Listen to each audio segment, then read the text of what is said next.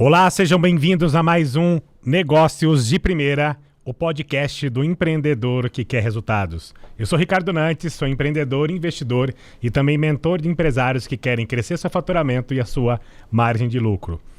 Hoje nós vamos falar sobre gastronomia, gestão e expansão, que é um setor que, segundo a Brasel, movimenta mais de 455 bilhões no Brasil só no ano de 2024. E o setor de alimentação fora do ar segue como um dos mais dinâmicos do país, com a abertura de mais de 148 mil novas empresas. Vou pegar os números aqui para mim não me perder. 148 mil novas empresas em 12 meses. Além disso, o segmento de franquias de alimentação cresceu mais de 15%. Isso só de 2024. Os dados de 2025 ainda não foram divulgados. E antes de apresentar o nosso convidado aqui de hoje, para falar, e esse aqui tem chão de fábrica, viu, pessoal? Porque tem várias operações nesse segmento. Mas antes de apresentar o meu amigo aqui de hoje, eu quero lembrar você que nos acompanha aqui em casa, que ainda não segue, a acompanhar o Negócios Podcast de Primeira, o podcast Negócio de Primeira, no YouTube, e agora também no Spotify, a seguir, a não esquecer, lembrar de ativar o sininho no YouTube para receber as notificações dos próximos episódios e também para compartilhar com amigos, com pessoas que queiram aprender mais com gente, com empreendedor realmente de verdade, que é quem a gente traz aqui hoje. Nós trazemos aqui para o podcast empresários de bastidor e não empresários de palco. Nosso convidado de hoje, ele é chefe de cozinha e empresário à frente de um dos grupos gastronômicos mais dinâmicos de Mato Grosso do Sul, Edu Rejala. Lidera marcas como X Rejala, Dom Guará, Biofood, Le Verger, isso mesmo? Isso mesmo. Food to go, que ele vai explicar aqui. Isso aqui vai estar sendo lançado ainda, né, Edu? Uhum. Legal, vamos falar sobre isso aqui. Quentinho, ó. Unindo alta gastronomia, alimentação saudável e experiências contemporâneas. Além da atuação empresarial, ele também desenvolve impacto social por meio do projeto O Cromossomo do Amor e do apoio a iniciativas como a Casa Peniel. Seja muito bem-vindo, meu amigo já de alguns anos aqui, Edu Rejala. Valeu, meu amigo. Que honra, viu? Imagina. É muito bom estar aqui contigo. Boa tarde. Vamos lá, Edu. 5 operações? Sim, 5 com Bonito, né? Com a loja em Bonito, 6 operações. Lá em Bonito? É o X Rejala. Também. Fizemos esse projeto piloto aí da franquia, né? De uma possível franquia, né? Então Legal. Fizemos a nossa primeira loja própria pra gente ver como é que vai ser essa gestão. Isso aí. Tá. E lá é uma loja franqueada ou uma loja própria? Eu não entendi. É uma loja própria que nós mesmos somos nossos primeiros franqueados, digamos assim, pra gente fazer pra gente fazer o teste, né? Pra ver como que vai funcionar esse trabalho à distância, se é possível a gente realmente conseguir dar suporte a uma outra loja fora daqui de Campo Grande. Maravilha. Hoje você lidera várias marcas, a gente falou aqui de 5. Em que momento você percebeu que você não estava mais construindo só pratos, mas estava construindo um grupo empresarial de verdade? Qual que foi seu day one que você percebeu que... Olha, sabe que as coisas assim, elas voltaram, Ricardo, a acontecer tudo muito rápido, né? De repente, porque eu não gostei, teve um momento da minha vida que eu não queria mais empreender, que eu estava só como consultor, ajudando, né, aos empresários resolverem dores, e estava dando muito certo, né? Porque a gente, como eu falo, como consultor, assim, é horas de voo, né? Então a pessoa sabe o que não pode fazer que dá errado, né? O consultor já passou por aquilo, tem experiência própria. Então eu tinha aquilo para trazer e estava dando muito certo. Mas 1 ano e meio por aí, eu e o meu sócio, Eduardo Cruzeta, a gente conversando, vamos montar, e eu ainda não estava muito interessado, mas teve um momento que eu senti realmente dentro de mim que eu deveria montar o X Rejala ali no Jardim Central, e aí então nós começamos. E aí, num espaço aí de 3 anos, nós montamos esse grupo, né, o CR Gastronomia. E então as coisas foram acontecendo, foram intensas e a gente foi para cima, né? E aí quando eu me dei conta, realmente a gente já estava ali com essa alta demanda aí, envolvendo bastante colaboradores. Hoje são 50, né? E nós temos o nosso propósito, na nossa pirâmide de missão, é realmente, através do trabalho, a gente conseguir multiplicar essas vidas, né? A gente conseguir fazer essas pessoas prosperarem. Então foi nesse momento aí. Isso tudo depois da pandemia? Sim, tudo tem 3 anos, né? 2023, na pandemia que eu fiquei só nessa parte de consultor, e aí depois em 2023 nós inauguramos. Isso que eu ia te perguntar, como é que foi a pandemia? Porque ela foi um rolo compressor em cima do segmento todo de bares e restaurantes, né? Ricardo, olha... Você diria que foi a pior fase da sua vida? Então, assim, é que eu quando... Um ano antes da pandemia foi quando eu tive, né, uma queda aí que eu quebrei. Foi um ano antes da pandemia. Só que quando eu tive uns problemas empresariais e quebrei, eu estava disponível na prateleira para o mercado todo do Brasil. E o que eu fiz? Fui para cima, fui trabalhar. Não fiquei chorando no leite derramado, não. Fui trabalhar e aí eu estava livre para trabalhar. Eu não tinha minha empresa, né? E fui trabalhando, reconstruindo. Só que aí a pandemia, cara, ela pegou o nosso setor, né, e alguns outros, né, não todos os setores, né, mas teve alguns setores que foram muito prejudicados e eu fui um desses. Aí eu até falo que assim, foram 2 pés no peito mesmo, porque aí eu não podia trabalhar.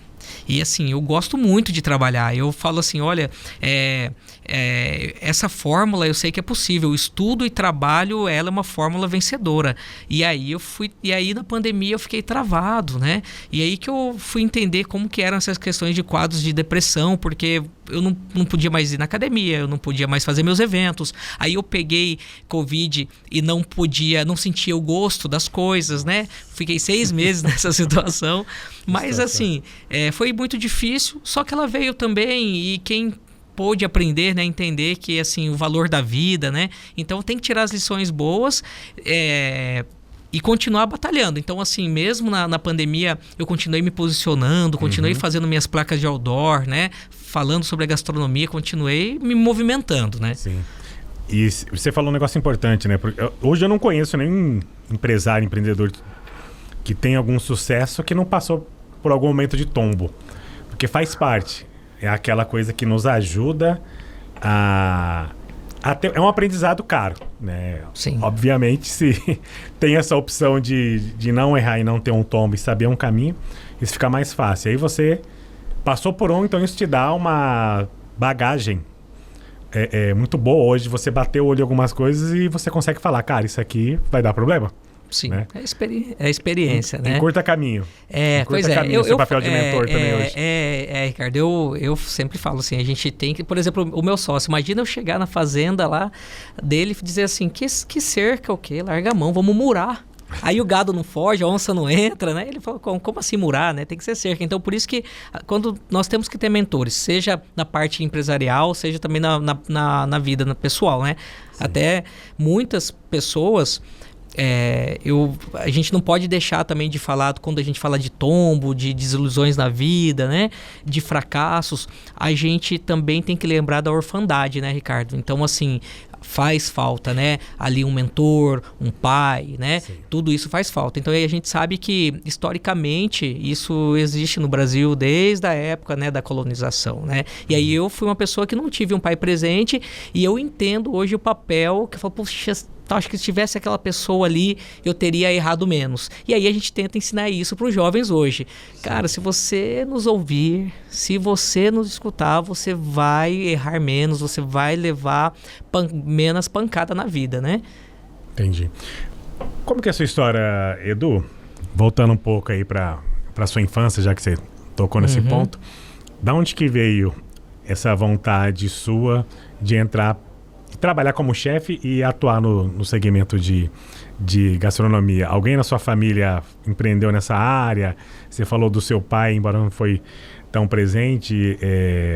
Como que era a ligação sua com ele, sua com sua mãe? Sim, Ricardo, assim, tentar resumir, né? Mas lá em Corumbá, eu morava lá, nasci lá, e eu morava com meus avós no hotel deles. Tá. E eu tenho o nome do meu avô, E eu era filho do genro favorito da minha avó, porque meu pai é de Assunção, minha avó também, então, né, era o genro favorito dela, porque também era paraguaio e tal. E aí eu era super, super mimado. Então, carne sem gordura, feijão coadinho, rapaz, era desse jeito, era o príncipezinho do hotel. E criado por vó. Criado por vó. E aí, e ela adorava, ela gostava que eu comia lá. Eu comia quando era criança, eu comia 6 pães franceses de manhã. E ela ficava faceira, porque ela gostava de ver eu comendo, sabe, saudável, né? Então, até uma vez uma pessoa mandou essa mensagem assim pra mim: olha, se eu contar que esse chefe aí não comia cebola, tal, né? Então, assim, eu fui despertando pra gastronomia, eu era bem enjoado pra comer, né? Com a maturidade da vida, né?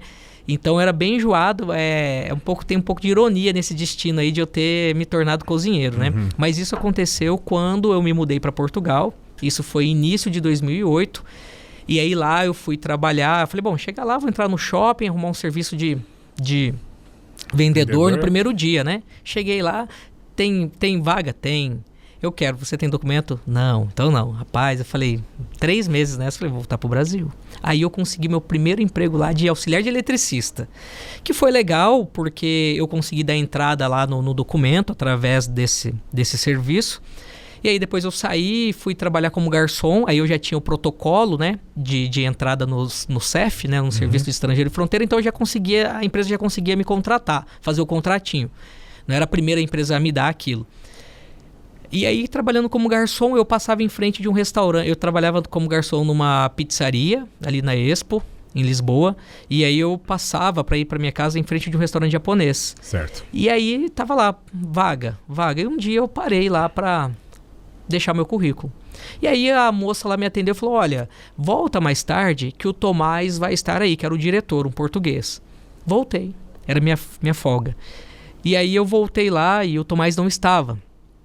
E aí o gerente falou, olha, ele não está, ele chega daqui uns 20 minutos. Você quer aguardar ele aqui? Você quer voltar daqui a pouco? Eu falei, não, daqui a pouco eu volto. E aí eu fui dar uma volta, fui até o Vasco da Gama e voltei, conversando com Deus. E falei, ó, Deus, o senhor sabe a situação que eu tô aqui em Portugal, porque não é fácil migrar.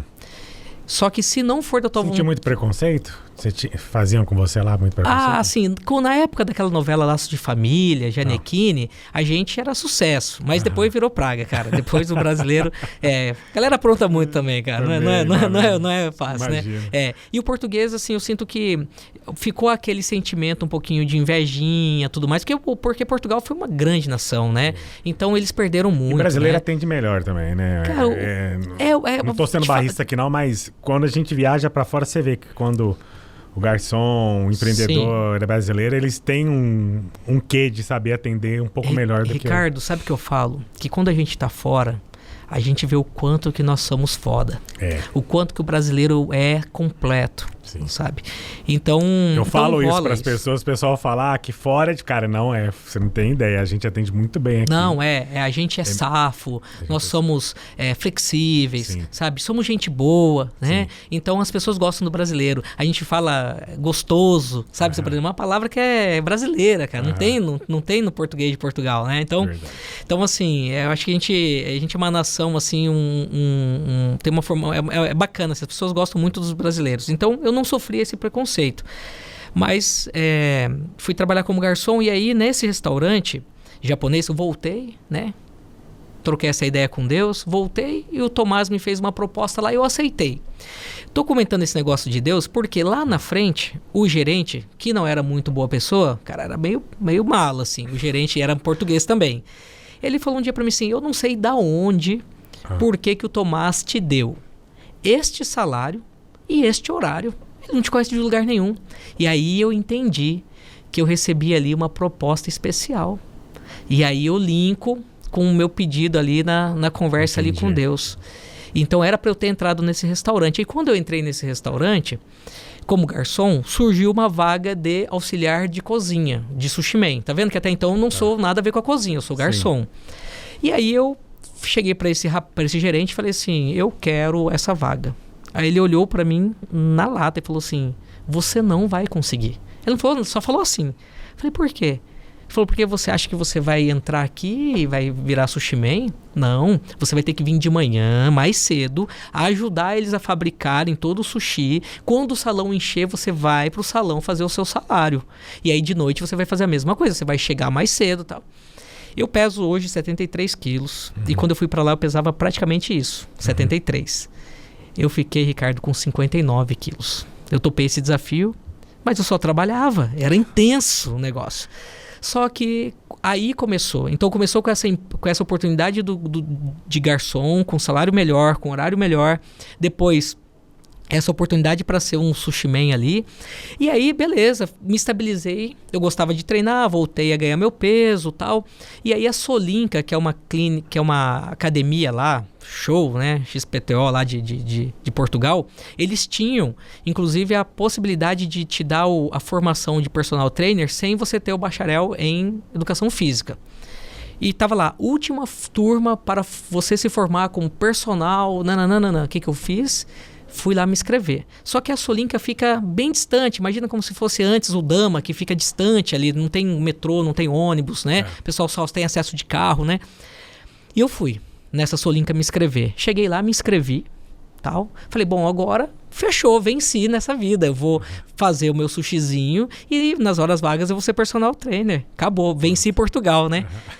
Cara, quando eu tô voltando nesse trieiro, aí, bicho, isso aí foi muito real, cara.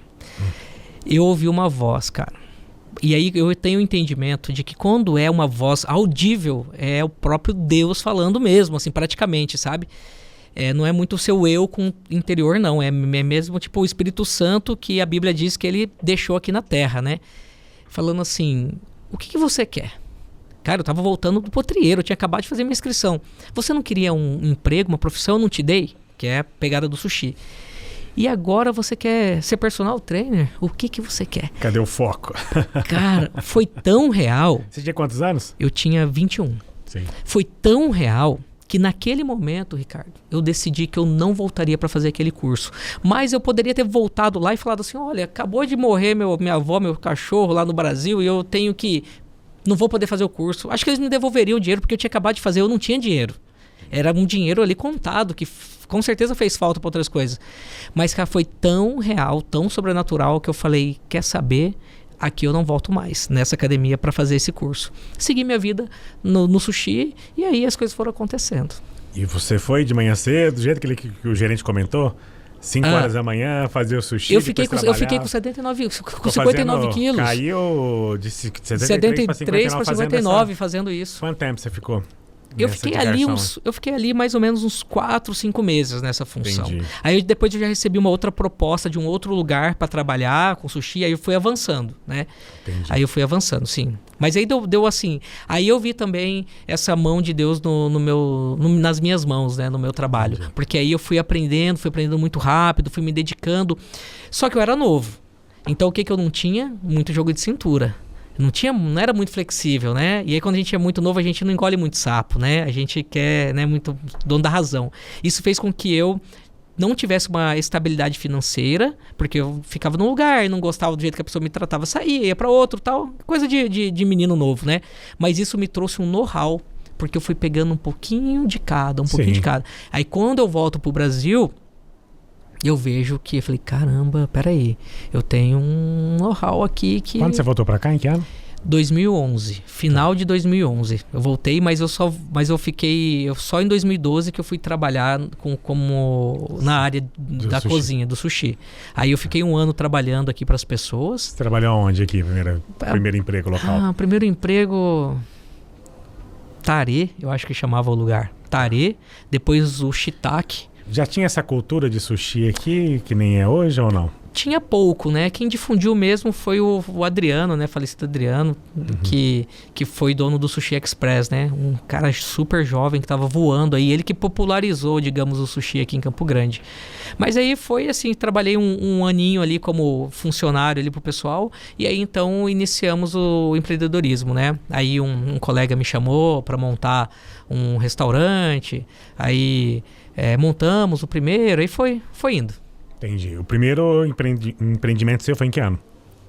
Então, aí já foi em 2013. 2013. Isso, então final de 2011 eu cheguei, um ano eu trabalhei pro pessoal, um ano e meio depois a gente já estava com esse restaurante aberto, né? E onde foi o primeiro? Então, o primeiro foi o Madame Japô, ali no Carandá Bosque, né? Sim. E aí depois dali foram acontecendo, né, outros restaurantes, né?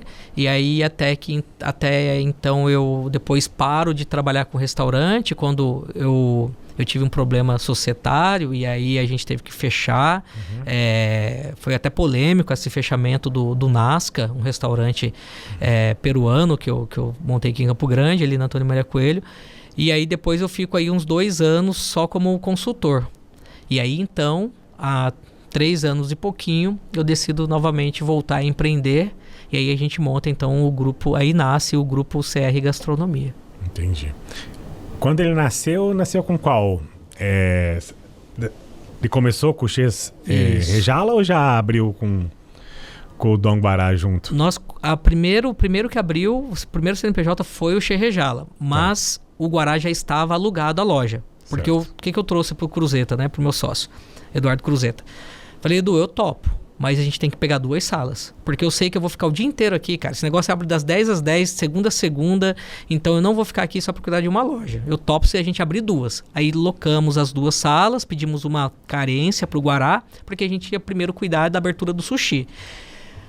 Aí, graças a Deus, o sushi deu muito certo desde o início, e aí isso atrasou um pouquinho a abertura do Guará, então de 3 meses passou aí para 5 meses, mas em agosto logo abriu. Maio abriu o sushi, em agosto agosto, setembro já abriu o Dom Guará. Aí ficamos com esses 2 primeiros. Sim.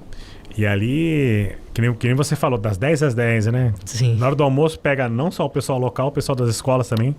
Vai muito lá, né? Muitos alunos, muito pessoal que trabalha ali na região, né? O Jardim Central, eu falo assim, o Riad teve muito bom gosto, fez tudo muito, muito bem feito. Se você reparar assim, o aço, o ferro, né? A madeira, os detalhes, sabe? Eu vi aquele homem lá trabalhar 24 horas por dia ali, cuidando das plantas, regando as plantas. Então, o Jardim Central, ele veio para ficar mesmo. Veio para construir uma grande história em Campo Grande. Que legal. Qual foi a decisão mais difícil que você iniciou como chefe e depois você foi para a vida empresarial? Qual foi a decisão mais difícil que você tomou no início dessa mudança? Porque você ainda é hoje, né? Você está aqui, inclusive, paramentado aí todo como chefe, mas você atua e te toma um grande tempo a sua atuação como empresário hoje no dia a dia. Claro. Qual foi a decisão mais difícil lá no começo, quando vocês foram abrir o primeiro negócio? O Madame Japô, né? Eu sempre gostei de cuidar de pessoas, sempre gostei de liderar pessoas, né? De incentivar as pessoas. A gente tem isso como legado, né? Da gente... inclusive, eu acho que o maior desafio, até depois quero falar um pouco dos desafios com os colaboradores, qual é o maior desafio, mas então a gente gosta muito de cuidar de pessoas. Então, desde o início, eu acredito que eu já vim para isso, né? Eu acho que já tem algo natural em cima disso no meu perfil, né? Aí a gente vai pro influente, a gente vai pro dominante. Então, são coisas que eu me encaixo, né? Eu não sou estável, por exemplo, né? Então, eu não sou analítico, né? Então, já é algo natural, né? Da característica da minha personalidade. E então foi um caminho natural. E aí eu fui avançando, né? E aí, claro, você tem a visão, você quer fazer acontecer, mas a equipe nem sempre vai conseguir acompanhar. Você tem um time de futebol ali, você tem 11, 12, 15, né? E aí aí você 50 você. E aí você fica naquele desafio, naquele, né? Poxa, e aí vai, não vai, né? Mas aí fechou, não chegou, faltou hoje. Isso, falta um, depois falta outro, né? Mas assim, foi natural o caminho, tá, Ricardo? Respondendo aí, né? Qual foi o maior desafio? Acho que foi natural, foi acontecendo desta maneira. Cada dia um desafio novo. Agora o que de fato foi o maior desafio como empresário foi a gestão dos negócios, né? Então aí foi algo que eu pequei. Mas aí a gente vai errar, é falta de instrução, é falta de maturidade, é falta de percepção, né?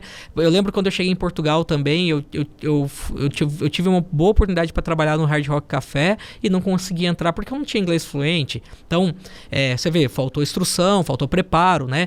Então, poxa, eu fui fazer gestão, fui ter uma empresa, mas eu não fiz um bom curso, eu não tinha uma boa pessoa ali para cuidar das minhas coisas nisso. Aí geralmente é isso, o cara quer fazer tudo, né? E aí faltam os mentores, né? Então, com certeza, o maior desafio dessa transição aí foi fazer a gestão dos negócios, da forma que tem que ser. DRE, tudo certinho, né? Calcular CMV, ficha técnica, sim, a margem de lucro. Não é só marketing, né? Não é só marketing e comida boa. Tem a parte da gestão, né? E eu vejo hoje muita gente nesse setor de gastronomia precificando errado. Sim. Você vê assim, não calcula, fala assim, cara, você está tomando prejuízo nisso aqui, né? Quanto mais você vender, mais você vai cavar seu buraco. Sim. Né? Porque... Quanto mais vender, pior é. Parece pior. Que não, tem que vender, pois é, mas quanto mais você vender, pior é. Aí tem uns... Eles perguntam, você bate o olho assim no DRE ou bate o olho em uma outra informação? Tipo, ó, o seu CMV passou, custo de mercadoria vendida, para quem não sabe, que está nos ouvindo aqui hoje, né? Eu não sei qual a média lá, mas eu falo, ó, tenta ficar estourando ali na casa dos 30 para baixo, né? Passou muito disso e você já tem que começar a ver onde você vai cortar, ali, né? Dá um alerta. Mudou, Ricardo, muito, tá? Essa questão do CMV, porque antigamente você tinha produtos menos inflacionados, tá? Sim. Então você conseguia realmente trabalhar com markup ali de 3.3, né? Tá. Hoje, não. Hoje você tem que estrangular um pouquinho, infelizmente. E aí estamos caminhando para pior se as coisas não mudarem, né? Sim. As pessoas precisam se conscientizar, cara, porque isso tem que acabar. A gente precisa de um governo melhor. Mas assim, é muito inflacionado o negócio. Então, se você quiser manter o seu markup assim, bonitinho, né? CMV não passa de 30. Cara, você não vai ter venda. Porque o seu concorrente vai estar vendendo mais barato porque você está vendendo caro. Entende? Então você tá repassando para o cliente toda essa inflação também. E aí você vai ter um problema. Então, o que eu sou a favor? E essa é a dica que eu dou para os meus mentorados. A gente aperta um pouco o CMV no variável, então a gente ganha menos no variável, só que a gente vende mais e esse vender mais alivia um pouco o fixo. E aí a gente pode ser que a gente ganhe um pouquinho no fixo e um pouquinho no variável. Então você ganha um pouquinho aqui e um pouquinho aqui. Porque se você vender pouco, por mais que o seu markup deu certo, o seu variável deu certo, você ganhou no variável ali, 20%, porque só deu 30%, você tem 50% para usar, mas o que você vendeu não paga o seu fixo. Aí o seu fixo, que era os outros 50%, foi para 63%. E aí você ficou com 7%. Entendeu? Então não adianta. Sim. Você tem que ter venda, tem que ter volume de venda para ajudar a bancar o fixo lá. Com certeza. E aí vem até uma questão tributária. Se o cara está com uma margem muito baixa de 7%, 15%, faturando muito, né? Não só dá problema de caixa, mas também se ele tiver num regime simples, que é onde a maioria fica, tá pagando mais imposto que ele devia, né? Já que a margem é baixa. Não, a conta não fecha, cara. E até, olha esse raciocínio, cara. Acho que é bacana isso aí, trazer isso aqui nesse momento. Por exemplo, você imagina só, se eu tenho um restaurante que o meu ponto de equilíbrio é 150 mil. Com 150 mil eu não perco, não ganho. Meu ponto de equilíbrio ali, o primeiro ponto de equilíbrio. Mas aí eu vendo 180. Vendi 180 esse mês. Pô, então eu ganhei ali 10, 11, 12%. Show, certo? Beleza. Vida que segue, paga os impostos. Vamos pro mês seguinte. Só que no mês seguinte, vamos supor que eu vendi 120 mil, Ricardo. O meu ponto de equilíbrio é 150. Para eu continuar vivo e trabalhar no mês que vem, eu preciso pegar 20 a 25 mil do meu bolso e colocar na operação. Sim. Mas então por que eu pago imposto em cima do 120, sendo que eu estou no prejuízo? Sim. O correto seria eu pagar em cima do meu lucro. Porque aí eu vendi só 120, estou 30 mil negativo, preciso pegar emprestado com alguém para rodar e ao mesmo tempo eu tenho mais 18 de imposto. Sim. Como se eu não estou lucrando? Como é que eu vou pagar imposto de algo que eu não tive lucro nenhum, né? Aí o regime mais correto que deveria ser seria o lucro real. Sim, mas daí, mas ele não pega essa faixa. Que dá. Só que o lucro real hoje nenhum contador, mas a grande maioria dos contadores, eles não gostam de pegar negócios, porque no lucro real ele tem uma série de... É mais difícil. O simples, os créditos, quanto faturou é um percentual sobre faturamento, mas é isso que você disse. Sim. A charada é, se você não está tendo lucro, você está pagando imposto sobre faturamento. É super errado. Se fosse assim, se fosse assim, todo restaurante pequeno, médio pequeno, teria que estar no lucro real, né? Só que aí o patronal também não fecha a conta, enfim. Aí também não funciona, tem que ser o simples. Com certeza. E só que tem que passar o ponto de equilíbrio. Se vira e passa o ponto de equilíbrio. É um desafio, né? Então, chegando naquela metade já do podcast Negócio de Primeira. Lembrando para vocês que nos acompanham em casa, que ainda não segue o podcast no YouTube, a se inscrever no nosso canal, no YouTube e também no Spotify. Não esquecer de ativar o sininho para receber os próximos podcasts, as notificações dos próximos conteúdos, e também compartilhar, tanto no Spotify quanto no YouTube, o podcast para os seus amigos. E vale um like aqui também, pô. Bate-papo que a gente tá tendo aqui até agora, junto com Rejala. Pessoal, clica aí, dá um like aí. Dá um like aí, né? Edu, muita gente romantiza a gastronomia, mas quando você vai para bastidor, a conversa é outra, né? O que existe no bastidor hoje que o público não faz ideia? Porque muitas vezes a gente romantiza muito, mas não vê o que está por trás da cortina. Falando de uma maneira geral da gastronomia, não só nas suas empresas. Então, hoje as pessoas assistem os programas, os reality shows, os Masterchefs, né? Mestre do Sabor, e conseguem ter uma noção de que o negócio não é tão lindo assim ali atrás, que é muita pressão, né? Realmente, né? Prazo, tempo, né? Limpeza. Então assim, muitos detalhes. Então, podemos dizer que a retaguarda ela é repleta de detalhes, né? E o que é o equilíbrio ali dentro? É quando você tem uma cultura forte com seus colaboradores, de unidade, compaixão, humildade, escolher perdoar. Quando você tem isso, quando você consegue criar um ambiente mais favorável, sem aqueles sinais de fumaça, sem aquelas rusgas, você consegue administrar melhor todos esses detalhes. Então, assim, são muitos os detalhes ali, né? Citei aqui alguns, para poder chegar àquele prato empratado com um tomilho em cima da carne, um molhinho e 3 pinguinhos ali. E o que mais derruba um negócio gastronômico? Produto ruim, gente errada ou gestão ruim? Rapaz, vou te falar, hein? Vou te falar que você precisa de um bom produto, sim, com uma estratégia de marketing. Vamos falar que o produto e o marketing é uma coisa.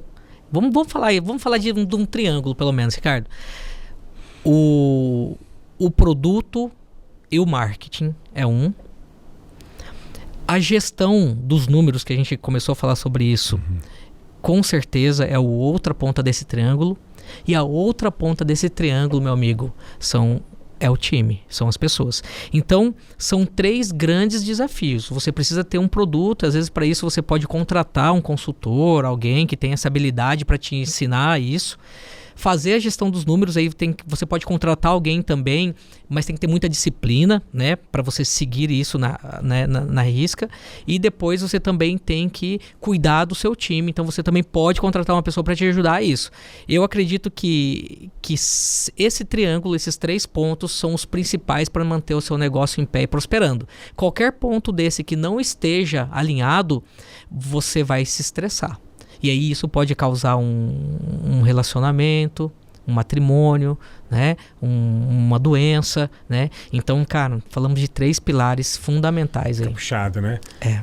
Indo nessa linha, você falou que você entra ali às 10 e sai às 10 da noite, a maioria dos dias. Sim. Hoje você tá casado, noivo, juntado? Tô namorando, namorando Moram sério. juntos já ou não? Não, pra morar junto tem que casar, né, Ricardo? A gente agora já sabe disso, né? Pois e em cima disso daí, tem alguma reclamação dela ou ela consegue entender o seu trabalho? Porque é natural, né? Ficar puxado, né, cara, de ponta a ponta. Sim. 5 operações? Sim, pelo menos 5, 6 operações. Tem a fábrica também lá de doces, né, e de croissants, que a gente também tem que cuidar, né.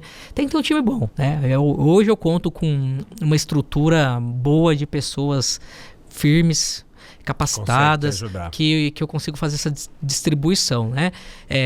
Já do relacionamento, eu falo assim, as pessoas, tinha que ter uma lei. O CNH pode tirar com 17 anos? Não, né? CNH com 18. Casar, meu amigo, tinha que ser com 30 para cima. Porque antes dos 30, a mulher nem o homem não vai ter maturidade para lidar com essas coisas, né? Então, minha namorada tem 32 anos e é uma pessoa mais madura e ela entende, então, mais a correria. Talvez se ela tivesse 26 anos, 27, talvez ela não conseguiria absorver desta maneira, né? E aí, outra coisa que a gente brinca é aquilo, né? Pô, não quer ser esposa troféu, tal, vai ter essa brincadeira, né? Mas, assim, é porque né, a mulher, ela quer ser cuidada, né? Ela quer que a gente proporcione o melhor que possa proporcionar, né? Desde que seja um simples lanche ou se for um menu degustação, né? Não importa o que você pode proporcionar, mas que você proporcione algo, né? Para tua família. E isso tem que vir do trabalho. Então a mulher, se ela quer, né? Que o marido tenha condições de poder ofertar o melhor, ela tem que incentivar o cara a trabalhar também. Certeza. Você construiu várias marcas diferentes. E você também já teve altos e baixos. Você deve ter uma tomada de decisão estratégica tua hoje, que você, em determinado tempo, naquele empreendimento, você olha, isso aqui vale a pena continuar ou isso aqui só está me tirando energia, é melhor a gente parar. Uhum. Você consegue identificar isso bem hoje? Então, isso é algo que eu aprendi, né? E também com a prática, né? Com as experiências, e o Flávio Augusto, né? Uhum. Que eu vejo ele como um grande mentor, né? Acredito que você também tem ele como referência. Ele fala disso, que você tem que ter sabedoria para abrir e tem que ter também sabedoria para saber a hora de fechar, né? Então, a gente tem que estar atento a esses detalhes, sim. Né? Com certeza. E você sabe que você falou um detalhe que ele comentou.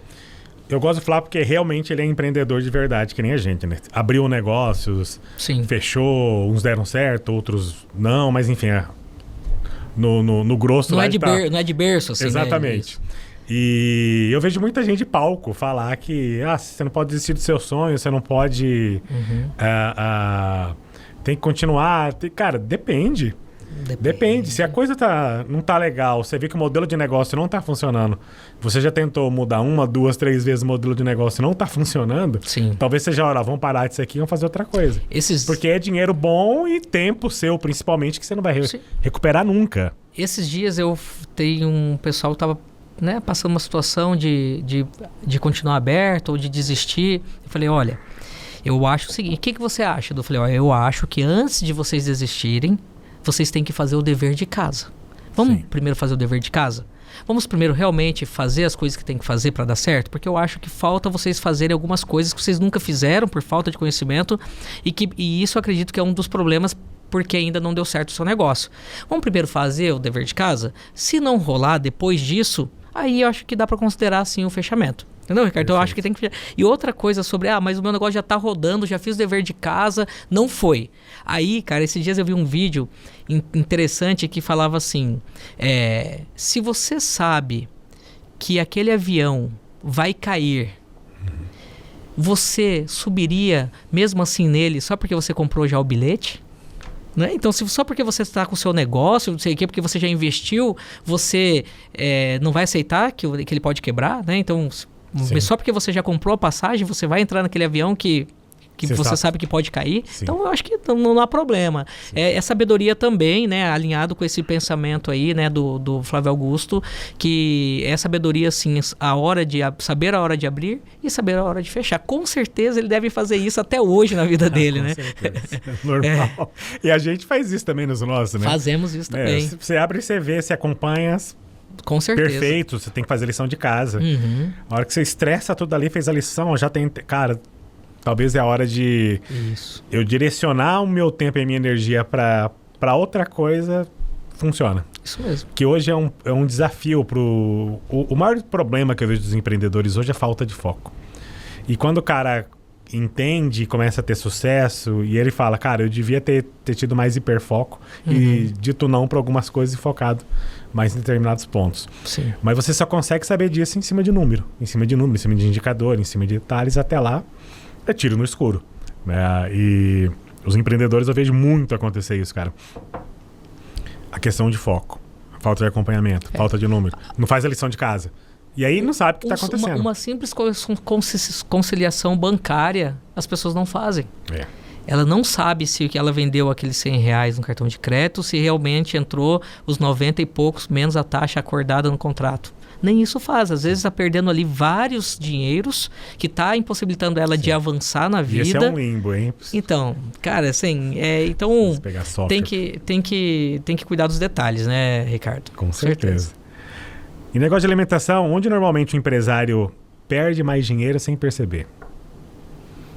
Bom, eu acho que pode estar principalmente com a matéria-prima. São vários detalhes, né? Por exemplo, é um material, uma material de higiene que é usado de forma indevida, é um uniforme que você não tem uma manutenção correta, um uso, né, errado, tal. Mas eu acredito que a compra de fornecedor. Eu acredito que a matéria-prima, a compra, por exemplo, eu já tive uma situação que eu tinha um gestor de compra que eu falei para ele assim, fulano, você sabe se a gente está pagando a mesma coisa no cream cheese que a gente estava pagando mês passado? E aí, tipo assim, um volume imenso de cream cheese. Imagina, tipo, 100 bisnagas por semana. E aí, vou ver. Mas eu já sabia, porque eu já tinha perguntado pro fornecedor. Tinha subido, tipo, 8%. E ele não sabia. O gestor não sabia, de compra não sabia que tinha subido. Isso um item, nós estamos falando de 300 itens. Como é que ele não estava acompanhando aquilo?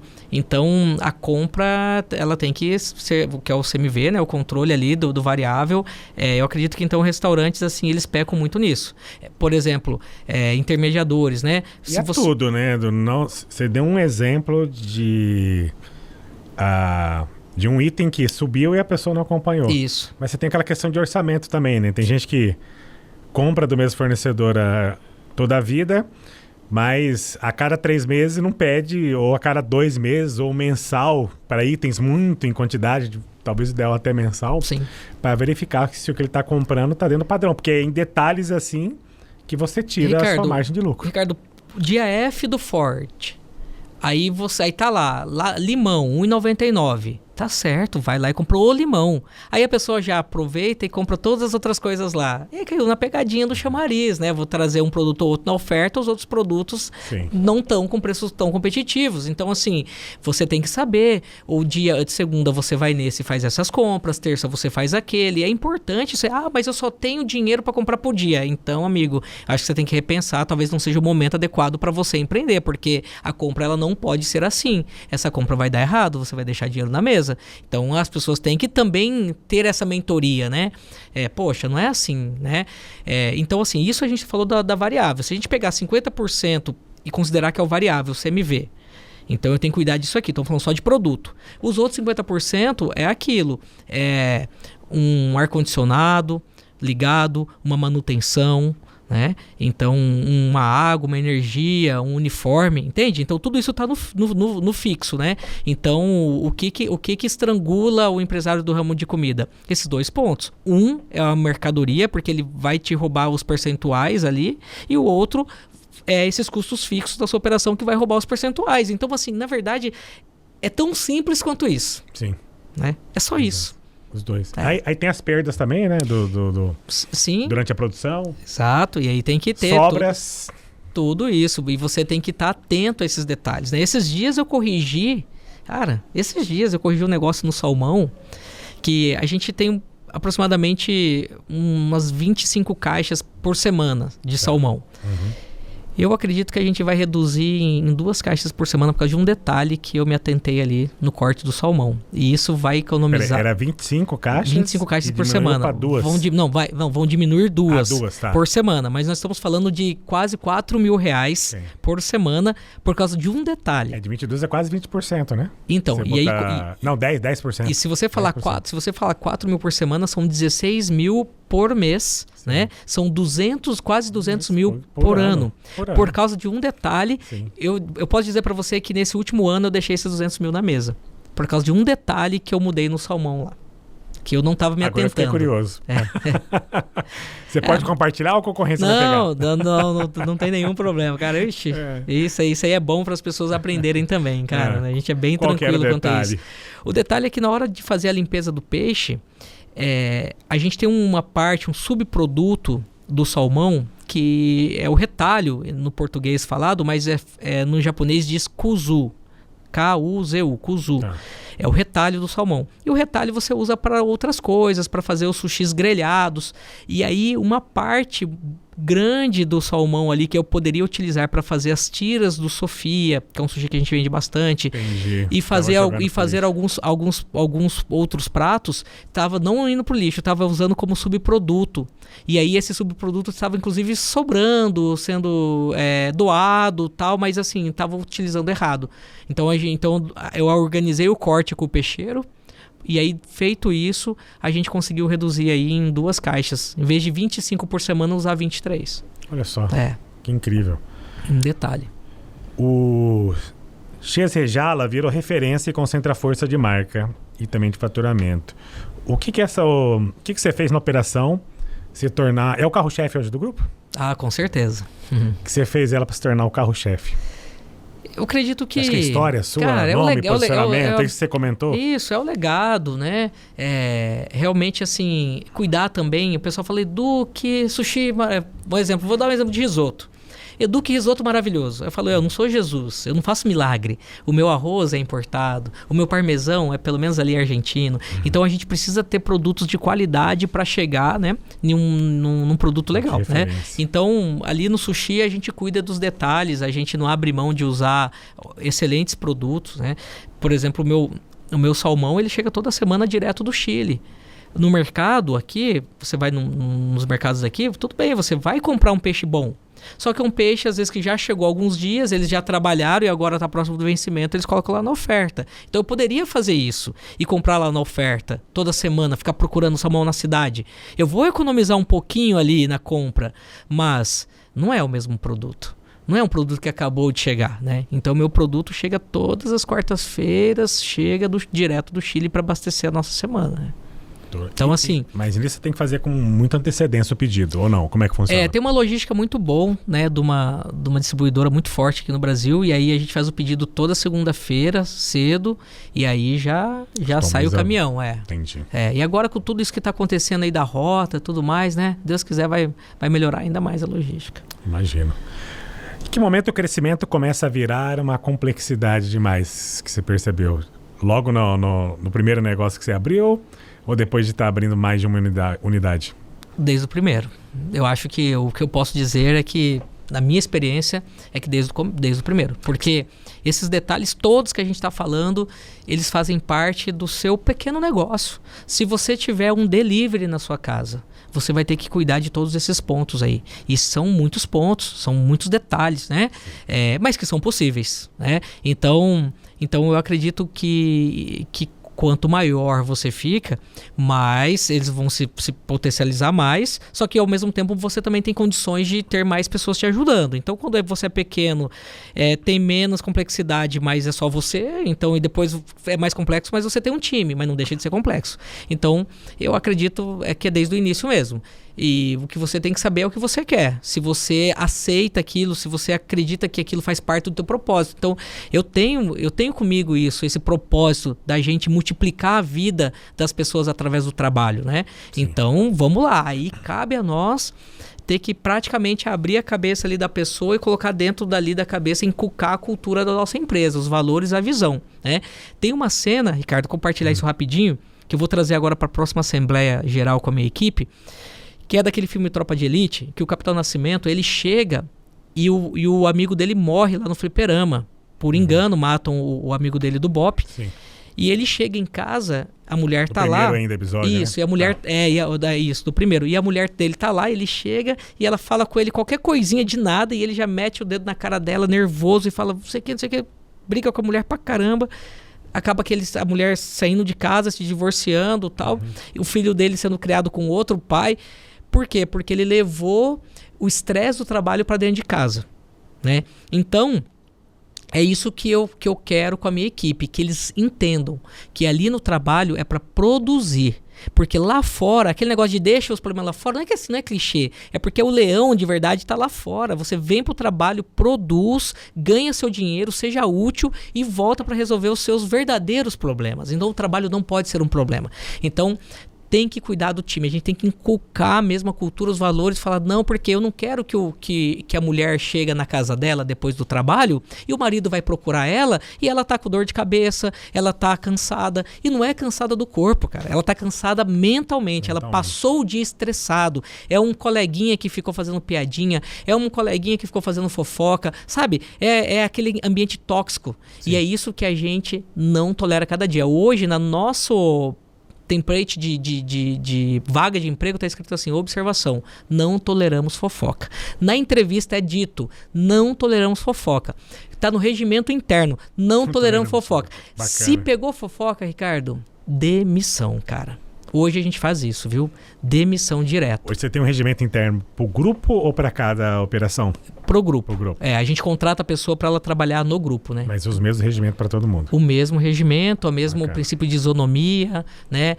Os mesmos benefícios, né? Identificou que a pessoa não tem padrão com a cultura, com os valores, a empresa também já faz aquele teste de 90 dias já faz isso, também. Só que a gente primeiro a gente mentora, né? A gente tenta ali fazer a pessoa virar a chave. Ela tem os primeiros 30 dias, depois mais 60, e em 90 dias, se ela virar a chave, ela fica com a gente. Se ela não virar, e se ela conseguiu esconder alguma coisinha ali, mesmo efetiva, a gente não segue.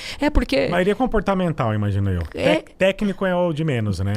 Técnico a gente ensina, né? É aquela máxima lá, contrata caráter e treinabilidade, né? Isso aí é possível. Mas a gente mentora primeiro, sabe? A gente acredita nas pessoas, né? Acredita no ser humano. Porque o problema deles nem é deles, cara. É um problema, infelizmente, cultural. É uma orfandade. É uma tia que às vezes está no churrasco e fala assim, e aí, Ricardo, como que tá meu sobrinho lá no trabalho? Aí o Ricardo fala, pensa só, um churrasco familiar. Ai, tia, tá bem lá, mas Aí a tia fala assim, olha, meu sobrinho, se... Não aguenta desaforo não, viu? Qualquer coisa, você pode ficar aqui na casa da tia, você almoça aqui na tia, e aí incentiva o cara chegar lá e meter o pé no trabalho, sabe? Ou fazer alguma coisa padrão. Desistir, sabe? E aí hoje a gente faz... na justiça, mas a gente, como o nosso propósito é multiplicar vidas através do trabalho, a gente tem 2 propósitos. Um é servir as pessoas, que é o cliente, e o outro é multiplicar a vida através do trabalho. Então a gente tem que insistir, né? Mas quando a gente vê que a pessoa não quer, né? Aí a gente larga a mão. Tem um filme muito bom que chama A Forja. Quando eu comecei a assistir aquele filme, tem um guri de boné lá, que é o personagem principal. Rapaz, eu fiquei com raiva daquele guri no começo do filme. Falei, meu Deus do céu, que moleque. Só que o que acontece? Ele teve um mentor ali no filme e o guri quis. E aí eu falei, olha só esse insight. O guri quis. E essa é a diferença. Então hoje a gente não insiste mais em quem não quer. Sabe que eu tive aqui com o Delmar Hesky no podcast anterior? Só que no bastidor, a gente não chegou a discutir isso daí. Ele já fez, se eu não me engano, 1.500 treinamentos junto com imersões. E ele ajuda as pessoas nessa parte de desenvolvimento pessoal. Sim. Ele falou exatamente, cara, eu perguntei em bastidor, qual que é o perfil que você pega assim? Falei, Ricardo, tem um só. Se a pessoa não quer, não tem Deus. Tanto é que Jesus falava, estende a sua mão, tá aqui a minha, mas você tem que estender a sua do outro lado para me te ajudar. É bem isso. Se a pessoa não quer, não adianta. Você pode dar treinamento, pode assistir palestra. Sim. Se ela, na verdade dela, não, eu não quero, acho que não vai mudar, não adianta. Pode vir quem for. Ricardo, ontem eu tive um bate-papo assim com um funcionário meu, que nós pretendemos colocar ele como liderança, formar ele para ele ser o nosso líder, né? E aí nós temos mentores, pastor, temos coach de neurociência, a gente tem ali a nossa formação ali para auxiliar essa pessoa. Eu falei para ele, assim, Nestor, eu tenho que conversar contigo, eu tenho uma reunião para fazer com você, essa reunião vai ser daqui uns dias, só que eu quero te adiantar o assunto. O assunto é sobre uma possível liderança sua na loja. Mas eu quero que até esse dia que eu marcar com você, Eu quero que você, a partir de hoje, pense se você realmente quer este desafio e este cargo. Se você quiser, Nestor, eu acredito que é possível dar certo. Agora, se você não quiser, vai ser perca de tempo, tá? Eu posso até te perder como funcionário. Então, pensa. Exatamente. Tá? Vai, funcionário bom e na liderança não dá, você tem que... Vai digerindo isso aí, beleza? Você tá disposto, Nestor, a deixar de fazer as coisas que você às vezes aqui faz errada, em cumplicidade com seus colegas? Tá? Então é isso. Mas assim, Ricardo, tem que ser rígido o negócio, cara. Sim. Tem que ser rígido para ser leve. Sim. Porque senão, como que você vai ter uma cultura se cada um faz as coisas do seu jeito? E cultura em cima de regra, de política, de processo, de procedimento. Exatamente. Essa aqui é a regra do jogo, é assim que a gente trabalha, esses são os nossos valores. Sim. Aqui é o nosso regimento, aqui é os nossos indicadores, aqui é o que a gente quer e aqui é o que a gente espera de você. Sim. Topa vir junto? É isso. A hora que você tem tudo mapeado, não é coisa mais da sua cabeça, né? É uma governança ali, não. As regras estão na mesa. Ontem eu conversei com um colaborador que está chegando agora, ele tem 44 anos. Falei, bicho, eu tô te chamando para um jogo sério, cara. Eu confio eu sei que você é um homem, eu quero hombridade, eu quero o seu 100%, eu quero você junto com a gente. Acabou isso aí, cara, de você ficar procurando emprego, acabou isso aí de você não ter dinheiro. Sim. O cara precisando ali de, preciso receber minha diária, sabe? Falei, não, cara, acabou isso. É isso que eu quero. É isso que eu espero de você. Isso é bom até pra vida dele, pessoal, não só profissionalmente falando, mas até pra pessoal. Ricardo, multiplicar a vida através do trabalho, sabe? É prosperar mesmo essa turma aí, cara. Porque a gente entende isso. E assim, eu não sou o herdeiro. Eu não sou um rapaz que recebeu um dinheiro e montou um restaurante e tal. Então, eu sou um ex-colaborador, um ex-CLT, né? E aí eu entendo a dor deles, né? Junto, você tem sócios. Né? Então assim, cara, é isso aí. E a gente ainda não desistiu, não. Então, enquanto a gente não, né? A gente acredita que a gente também...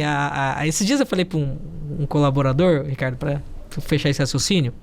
Falei para ele, cara, você tem um puta potencial, cara. Ele novo, 19 anos, tal, mas tem 2 metros de altura, gurizão, fera o guri. Falei, cara, você tem um potencial, meu irmão. Eu preciso que você entenda ele. E vou te falar uma coisa.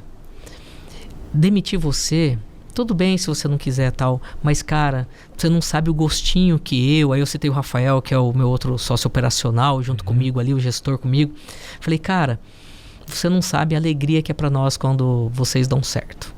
Então isso é genuíno, sabe, Ricardo? Sim, então a gente fala, cara, quando o negócio vira, que a gente fala, conseguimos. E é isso, cara, nos motiva demais. Porque no trabalho, Ricardo, esse é o meu tesão. Tá ligado com o cliente, de servir esse prato que você quer comer, que tá gostoso, que você vai falar, nossa, Edu, que legal, né? E no cara que fez esse prato, cara. São esses dois o meu combustível. São esses dois. Empresarialmente são esses dois. E depois eu tenho uma consequência do quê? De eu poder realizar os meus projetos de vida. Então não é o sonho do Edu Grupo CR Gastronomia. O Grupo CR Gastronomia é um projeto. Sim. E que todos podem participar. Não é assim, eu vou no sonho desse cara. Não, o sonho é quando lá atrás, quando eu sonhava em alguma coisa. Agora não, pô. A gente tá dentro de um projeto, todo mundo. Perfeito. É isso. Edu, a gente tá chegando aqui no final já do episódio. Antes de fazer a pergunta final, vou passar a palavra para você falar de cada um rapidamente das operações. Tá bom. Você falou no início, mas, por exemplo, o Dom Guará, qual que é a culinária? E todos ficam aqui em Campo Grande, no Jardim Central, né? Isso. É assim, nós estamos... as operações estão dentro do Jardim Central CG, ali na Rua Paraíba 574, esquina ali com a Euclides da Cunha, quase esquina ali, né? Lá dentro está o Che Rejala, que é uma operação voltada para sushi, frutos do mar, né, e poques. Lá está também o Dom Guará, que são pratos regionais, tem uns pratos também nordestinos e tem burgers, né? Então esse é o Dom Guará. Depois nós temos o Le Verger, que é um bistrô francês, então tem uns pratos franceses, filé à poivre, né? Estrogonofe à la francesa, mignon na mostarda, né? Então nós temos a parte dos pratos do Le Verger, também temos os croissants, né? São todos fabricação própria, temos macarrão, temos entremets, as sobremesas, né? Todas francesas, temos cafés coados, filtrados, café expressos, cappuccinos, né? Então o Le Verger é isso, né? É um café, restaurante, bistrô, né? com uma inspiração francesa. Temos a Biofood, que é uma operação de comida mais saudável, né? Até teve uma vez eu falei assim, eu abri um negócio de comida saudável. Aí o meu amigo falou, então os outros não são, não? Então, assim, mais saudável, né? Mais saudável. Wraps, vitaminas, whey protein, sucos naturais, tal, a Biofood. Legal.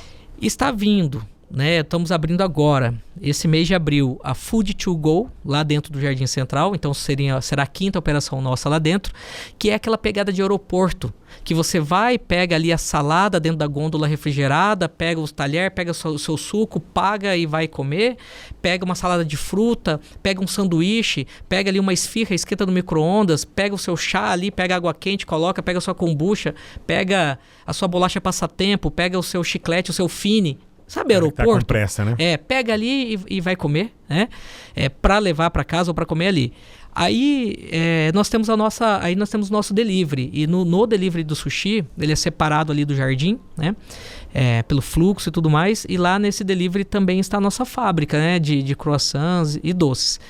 E em Bonito, nós temos dentro da Vila Reboá, nós temos a nossa loja, a segunda loja do Che Rejala, né? Do Sushi Frutos do Mar, lá em Bonito. Seu Instagram? Edu Rejala, @EduRejala. Perfeito. Pessoal, está chegando aqui no final do podcast. Antes de fazer a última pergunta aqui pro Edu, rapidamente lembrá-los novamente, vale o like, né? Deixa seu like nesse episódio de hoje, que foi... Clica aí, pessoal. Com certeza. E o conhecimento fantástico aqui do Edu, né? Uma aula melhor que MBA,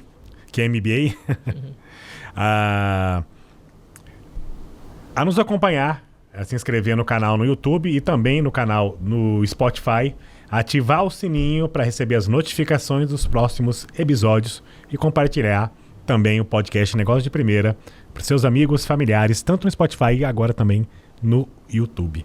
Edu, para terminar, se você fosse começar hoje com a sua experiência atual, com seus altos e baixos que já passou nesse segmento de gastronomia, que decisão você tomaria mais cedo e qual erro você evitaria? Como que é? Se eu fosse começar hoje... Hoje, com a experiência que você tem. Que eu tenho. Isso, com a experiência que você tem atual, que decisão você tomaria mais cedo e qual erro você não aceitaria repetir? Qual decisão eu tomaria mais cedo? Tomaria mais cedo com base na sua experiência hoje. Você vai abrir um negócio ou está gerenciando alguma coisa. Sim. Que decisão você ia tomar mais cedo com a sua experiência hoje e qual erro você não aceitaria repetir? Olha, eu acredito no que realmente na parte dos mentores. Eu acredito que a gente tem que buscar esses mentores, né, para tudo na vida, para tudo que a gente também tem dificuldade, porque nós somos imperfeitos, né? Então, se te falta disciplina, se te falta foco, se te falta isso ou aquilo, né? Então, que você procure realmente os seus mentores, né? Que você se capacite disso, se prepare, né? Então, eu acredito que hoje, qualquer outra coisa que eu fosse fazer assim, e estou fazendo novas coisas, né? Que quem sabe no próximo podcast a gente vai poder compartilhar, e ali eu já estou buscando os meus mentores, né? Então, com certeza é isso. Muito bem. Muito bom. Agradeço a audiência de todos vocês que nos acompanharam em mais um podcast Negócio de Primeira com Edu Rejala. Obrigado, pessoal.